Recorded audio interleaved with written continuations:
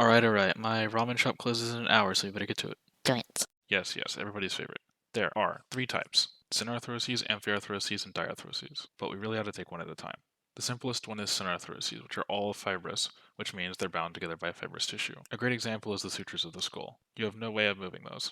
A bit of an outlier would be syndesmosis.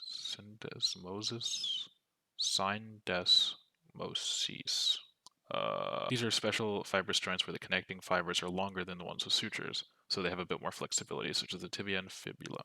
Amphiarthroses are all cartilaginous, which means the bone ends are connected with cartilage. Remember, they're slightly movable, so a good example would be the invertebral joints of the spinal column. However, we do have an outlier again because some cartilaginous joints can be synarthrotic, such as the ribs or sternum, which do not move. The last kind is the most complicated. Diarthroses are all synovial joints, a much more complicated type of joint than the other two. They're connected by a joint cavity holding synovial fluid, which gives it protection. This category includes all joints of the limbs, and they have four distinguishing features: articular cartilage, fibrous articular capsule, joint cavity, and reinforcing ligaments.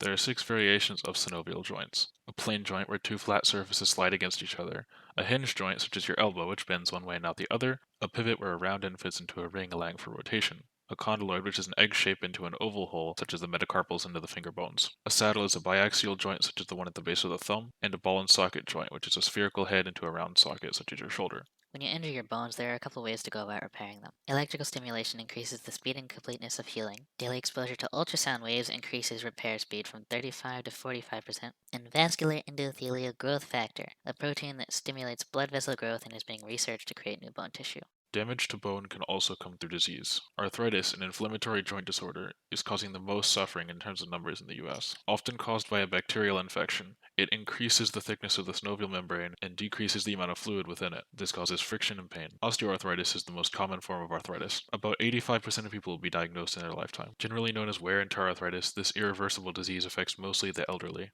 Rheumatoid arthritis, which appears mostly on fingers, wrists, ankles, and feet, is characterized by the body's immune system trying to destroy its own tissue. It causes restricted bone movement and severe pain by ossifying two bones together. The inflamed synovial membrane thickens into a pennus which clings and erodes cartilage. Today, please. Shut up. Gout is a disease where uric acid, which is usually a waste product, accumulates in the blood and is deposited at joints as sharp needle-shaped crystals. This can cause intense pain.